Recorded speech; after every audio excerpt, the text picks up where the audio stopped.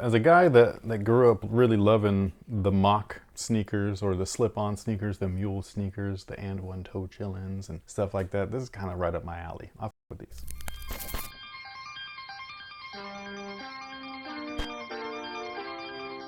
Hey, what's good guys? My name's Chris. Welcome back to the official WearTesters.com YouTube channel. Today we got a detailed look and breakdown on one of the weirdest training shoes ever made, period. This really is. Like, I'm not playing. These are crazy. What are you gonna say? I just want to say it because it's been in my brain for the last week, but I feel like the person who designed this was wearing their Crocs and they looked down at their feet and they went, you know what? I want to make the ultimate sports mode Croc shoe. But actually for training and stuff. Like, yeah. This is an on, I can't say on court even though maybe, but yeah, this is definitely a performance shoe slash lifestyle shoe. It's a weird one. Like this is the most interesting training sneaker I've ever seen. Just the concept like is crazy enough. The fact that they took that concept and executed it into real footwear is something else. Like, what are they smoking over there? Some good.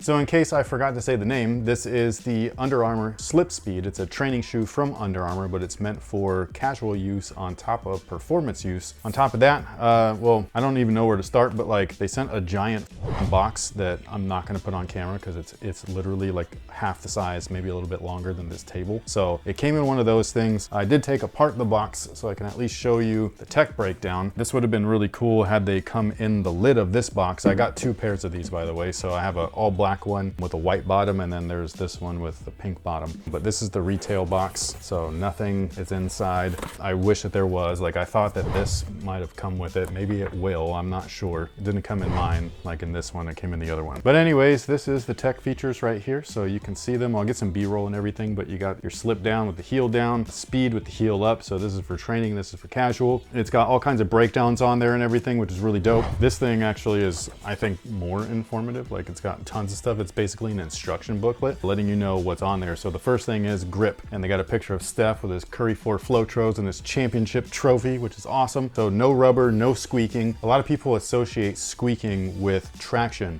And wrong. That means friction, not traction. So the squeaking is the rubber being dragged along the court's surface. If it truly was gripping, it would be silent, kind of like these. They're silent but deadly. If you're not paying attention, you'll trip over your own feet and you'll eat it. Number two thing is the perforated shell upper, which is pretty cool. They say that it's for max lateral stability, which is essentially what it's for, because the internal structure is just a neoprene booty, which would not be very safe for lateral movements. Now, the lacing system is interesting because it's BOA, so they actually had to go and pay BOA to license out their technology. They put it on this shoe. It works just like every other BOA system. You pull out the little knob right there and it will unlace the shoes. You can like pull all the little lace strings and get them as loose as you need. And then when you pop that back in there and you start twisting it, it'll tighten it up as much as you need. The only complaint that I have about that is that when I was doing it, I can get my collar area pretty snug, but the forefoot area I wish was more snug. So what I ended up doing was popping it out, and then I would grab this middle row and I would yank so that it actually tightened up those laces, and then I popped it back in and I tightened it up and everything. Sounds like a penguin.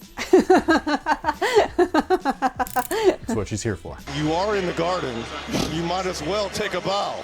They also come with this weird little plastic thing right here that separates the booty portion from, you know, the upper and everything, which is really interesting. But basically you can open this up, you slide right in, and it is not difficult to get in, even though it is a secure piece. It's not got a lot of stretch to it or anything like that. This part actually folds down as well. So it doesn't stay down until you actually like put your foot in there. Does it feel weird underneath your heel? That was what I was really worried about, especially because the heel has a pillow, like an Achilles pillow, but for like above and not anywhere near the Achilles. Like, I mean, it rests on it, but not like around it. And no, it doesn't feel weird. It actually feels like a cushion, a crash pad. I wonder if that's what it's actually for. For a cushion? Yeah. Instead of like a cupping action? Yeah. It's definitely possible, because that's exactly how it feels, but you're able to slide right in and go on your way. You still have plenty of like lockdown, I guess. And if you needed more of it, like if you didn't want them to feel floppy, you can always use the BOA system in conjunction combination with the slip feature, so there's always that as well. Now this shoe also comes with a little battle scar sticker on there, letting you know that if you actually use the product, things will chip off and delaminate and all that stuff. So it's letting you know that it's only going to be perfect looking while they're new. So use the product for what it's intended for, and it'll actually look like you did some work in them.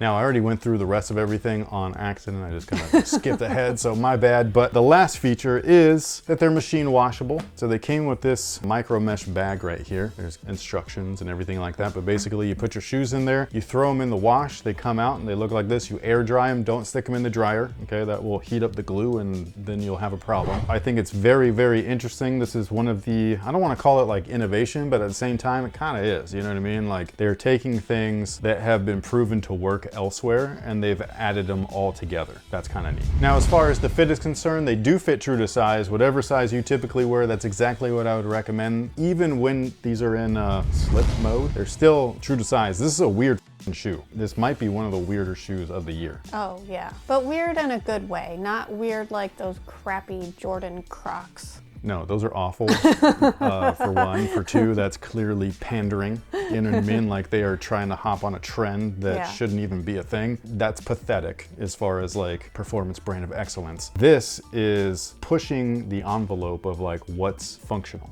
I feel like it fills an area that like nobody else is doing right now. That I agree with. So I don't know if it's filling a void that people are interested in like filling up, like being like, oh, I need that. Like, I don't know if people are really asking the question, like, can I just wear one? You know what I mean? Because that's essentially the original question to the cross trainer back in the 80s was, I need one shoe that can do multiple things without needing to bring multiple shoes to my workout. This answers that same question. What do I bring that's also casual and functional, you know what I mean, during my workouts? It's the same question, same answer, just different outcome. It's really cool though, the way that they were able to figure this out. I don't know if sneakerheads are going to be interested in it. I doubt it. Sneakerheads don't seem to be interested in anything unless it's trending. So at least the modern sneakerhead, a real sneakerhead from my time where we were actually like active. We did things. We played basketball, we played baseball, we trained and all that stuff. Like this is that type of footwear. This is like 90s where there was a real purpose because the people that were interested in these products were doing the sports that the products were intended for. They're not like worried about like, how's this gonna look with my jeans? This was one of your old videos. We'd find out right now how these look with them jeans.